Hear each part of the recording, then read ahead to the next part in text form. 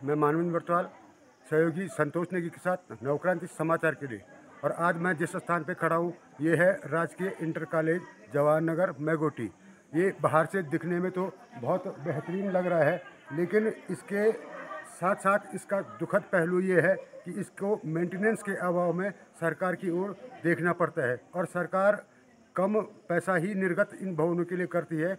और क्या क्या यहाँ पर ये नुकसान या भरपाई किस प्रकार से की जाती है, आइए जानते हैं इस कॉलेज के प्रधानाचार्य जी से। प्रधानाचार्य के रूप में श्री आर.पी. सेमवाल जी हैं। आइए जानते हैं उसी से इस विद्यालय के बारे में कि कैसा ये संचालित हो रहा है और किस प्रकार की समस्याएं इनके पास आती हैं।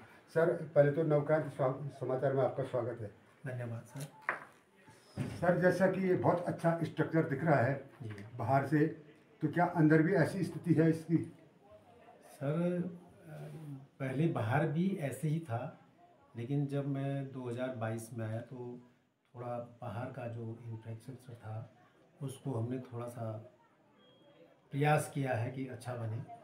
और लेकिन अंदर की स्थिति ये है कि जो काफ़ी पुराना ये बिल्डिंग है, इसमें कि दरवाजे खिड़कियाँ काफ़ी टूटी हुई हैं, और उसका संग्रह करते करते जो है बड़ी प्रॉब्लम भी आती है। इतना धन भी नहीं है, तो अपने संसाधनों से हम लोग खुद अपनी जेब से खर्चा करके इसमें जो कुछ हो सकता है वो उसको सुधार करने का हम प्रयास कर रहे हैं। और अभी भी जो है, जो मेन बिल्डिंग की खिड़कियां हैं और दरवाजे हैं, फर्श है, थोड़ा सा क्षतिग्रस्त तो है ही, तो उसके लिए प्रयास कर रहे हैं कि इसमें अच्छा बने।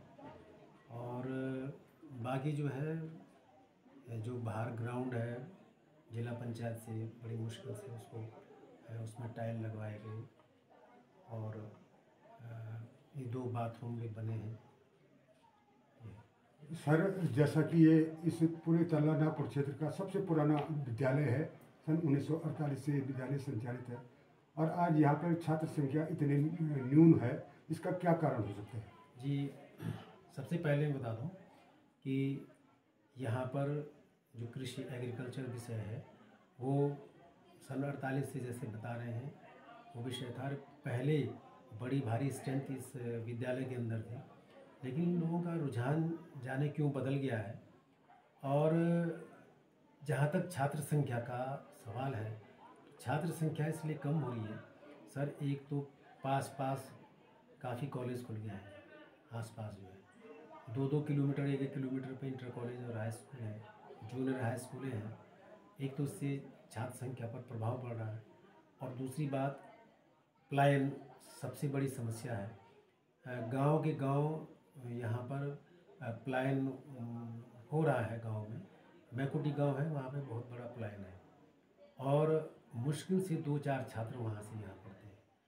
तो पहला कारण तो पलायन का कहूँगा, दूसरा कारण जगह जगह जो विद्यालय खुल गए हैं, जूनियर हाई स्कूल है या हाई स्कूल है, इंटर कॉलेज है, और तीसरा जो है कारण मैं ये कहूँगा कि लोगों का जो रुझान है वो प्राइवेट की तरफ ज़्यादा बढ़ रहा है। एक स्टेटस बना दिया लोगों ने, फैशन बना दिया है, और उसके कारण, जबकि जो हमारे गवर्नमेंट कॉलेज है इसमें लोग बड़े क्वालिफाइड हैं और बड़े कंपटीशन दे के बड़ा टफ इंटरव्यू दे करके आते हैं, लेकिन वहाँ पर जैसी स्थिति है, सिंपल बीए या एमए वाले जो बीए पास वहाँ पे पढ़ा है, लेकिन लोगों का रुझान उसकी तरफ है। अब जाने क्या सोच लोगों की है, ये कारण है सर। सर, वर्तमान में यहाँ पर कितने अध्यापक कार्यरत हैं और कितने रिक्त हैं? सर, वर्तमान में यहाँ पे 16 लोग हैं, उसमें 10 लोग परमानेंट हैं और बाकी गेस्ट टीचर से कॉलेज चल रहा है, और 2 पद रिक्त हैं कृषि में, जबकि विषय 11वीं में 6 विषय होते हैं, 12वीं में 5 होते हैं, लेकिन कृषि में एक ही पोस्ट क्रिएट कर रखी है खाली। तो कृषि के जो लेक्चरर थी वो भी उनका भी स्थानांतरण हो गया, और हम ही लोग मैनेज कर रहे हैं। और लगभग जो छात्र संख्या है कृषि में, वो कम भी लोगों का रुझान है, कम हो गया है। वो भी उस कारण को भी हम नहीं समझे। और एक हिंदी में है सर, हिंदी में भी पद रिक्त है, विभागीय अधिकारियों को विभाग को कहा जाता है, लेकिन अभी तक जो है इस पर कोई विचार नहीं किया गया विभाग के द्वारा, जबकि अन्य विषयों को गेस्ट टीचरों के माध्यम से जो है चलाया जा रहे हैं। और छात्र संख्या अगर यही स्थिति रही, यही प्राइवेट विद्यालय खोलते रहिए, तो एक दिन जो है छात्र संख्या बहुत बड़ी होगी। तो जैसा आपने सुना कि सर ने सारी परिस्थितियाँ बताई कि छात्र संख्या न्यून कैसी है। न्यून छात्र संख्या के साथ साथ यहाँ पे जो शिक्षकों का अभाव है वो भी कहीं न कहीं कारण है। और आइए देखते हैं कि वास्तव में कैसे कमरे क्षतिग्रस्त हो रखे हैं और इनके लिए मरम्मत की दरकार है। कॉलेज के पास जब इस 365 नाली जमीन कॉलेज की दाननुमा जो मैगोटी गांव के द्वारा दी गई थी, 62 नाली का जो रजिस्ट्री हुई है, जबकि दाननुमा 365 नाली ज़मीन है और बड़ा भारी कृषि का ये फील्ड रहा है। तो अब सरकार के द्वारा इसकी जो है निश्चित रूप से सरकार की कमी मानूंगा मैं इसकी तरफ ध्यान नहीं दे रही है सरकार में। और बाकी जो है ये कारण जो मैंने बताए, जिससे कि जाने कृषि की तरफ लोगों का रुझान क्यों कम हो रहा है, जबकि कृषि विषय में जितने लोगों ने आज तक किया सारे के सारे बहुत अच्छे इंटरमीडिएट एक तरफ से कृषि डिप्लोमा माना जाता था। जी ये भी कारण थे कि रोजगार तुरंत पाए जाते थे कृषि विषय के लिए। और हमने देखा है, क्योंकि मैं भी इसी कॉलेज की इर्द का छात्र रहा हूँ, कि बच्चों का रुझान यहाँ कृषि विषय की वजह से और एनसीसी की वजह से ज़्यादा होता है, और वो कमोबेश आज की स्थिति नहीं हो पाई। एनसीसी को अब से 4 साल पहले पता नहीं क्यों समाप्त किया गया। और पहले तो यहाँ पे कृषि में हॉर्टिकल्चर भी विषय था, शायद आपके टाइम पे रहा होगा, तो हॉर्टिकल्चर भी यहाँ पर इसी विद्यालय के एक शिक्षक मौजूद हैं। आइए जानते हैं उन्हीं से इस विद्यालय के बारे में कि क्या क्या परेशानियाँ इस आंगन को हो पा रही हैं। सर, क्या नाम है आपका? मैं PS भंडारी। तो सबसे पहले मैं आपका विद्यालय में स्वागत करना चाहूँगा और आपके माध्यम से विद्यालय की कुछ समस्याएं हैं जो आगे तक पहुँचेंगी, तो मेरा आपसे आग्रह है कि कोशिश करना ये समस्याएं हमारी सुलझ जाएं, हमारे बच्चों को थोड़ी सुविधा मिल जाए। तो एक तो सबसे पहली समस्या यहाँ पर पानी की है। तो एक पानी यहाँ पर जो है, एक तो तुंगनाथ से पानी सप्लाई होता है, लेकिन वो आजकल कुछ ठंड की वजह से वो पानी बंद हो गया। दूसरा, अल्टरनेटली वो नीचे रामपुर पंपिंग से जो अप लिफ्टिंग होती है, तो उससे ही पानी, उसका भी प्रॉपरली सिस्टम से यहाँ पर पानी नहीं पहुँच पाता है। तो कई बार बच्चों को पीने तक का पानी यहाँ पर उपलब्ध नहीं होता है। तो ये हमारी सबसे बड़ी समस्या है। अभी कुछ समय पहले क्या हो गया था, यहाँ पर ये पुस्ता टूट गया था, ये स्लाइडिंग जोन है नीचे पूरा, ये देख रहे होंगे आप। तो इसके लिए भी बहुत प्रयास किया, बहुत ज़्यादा कोशिश हम लोग करते रहे, तो अंततः यहाँ पर स्थानीय हमारे प्रधान जी द्वारा भी और जो हमारे विद्यालय के संरक्षक आदरणीय श्री सोम प्रसाद जी के, उनके प्रयासों से भी, और हमारे प्रधानाचार्य जी लगातार इस पर कोशिश करते रहे। तो ये लास्ट ईयर ये पुस्ता तो तैयार हो गया, और थोड़ी इसमें एक कमी रह रखी है कि हम चाह रहे थे ऐसी पैराफिट इसमें बन जाए जो कि ये ग्रिड वायर से बंधा हुआ है ये। तो इसमें थोड़ा मैं ये रखता, कई बार बच्चे इधर उधर जाते तो उसमें उलझने का भी डर रहता। तो जो ये इसका कंस्ट्रक्शन कर रहे थे, हमने उनसे भी कहा था कि आप इसको थोड़ा ऊपर से थोड़ा अच्छा बना के इसमें थोड़ा सीमेंट डाल करके इसी तरह का ये बना दीजिए। तो बहरहाल वो तो अभी ऐसी पेंडिंग में पड़ा हुआ है। और जबकि ये स्लाइडिंग है नीचे, पूरा ये स्लाइडिंग एरिया अभी कुछ टाइम से तो ये रुका हुआ है, लेकिन हम कुछ साल पहले देखते थे यहाँ पर पूरा ये स्लाइडिंग जोन है। तो ये समस्याएं हैं। बाकी विद्यालय हमारा ये बहुत पुराना विद्यालय है, तकरीबन ये 84-85 की ये बिल्डिंग बनी हुई है, और ये ऊपर सारी जो खिड़कियां हैं, दरवाजे हैं, बिल्कुल क्षतिग्रस्त हो चुके हैं। इसके बारे में हमने अपने विभाग से भी पत्राजात किया, उनसे भी रिक्वेस्ट की, क्योंकि जब अब ये मौसम ठंडा हो गया, ऊपर कक्षाओं में बैठा नहीं जाता, इतनी हवा चलती कि वहाँ बैठना बड़ा मुश्किल हो जाता। तो हमारी ये विशेष आपके माध्यम से ये रिक्वेस्ट है कि ये इनके अगर मरम्मत हो जाती तो थोड़ा बच्चों के लिए भी बैठने की सुविधा हो जाती।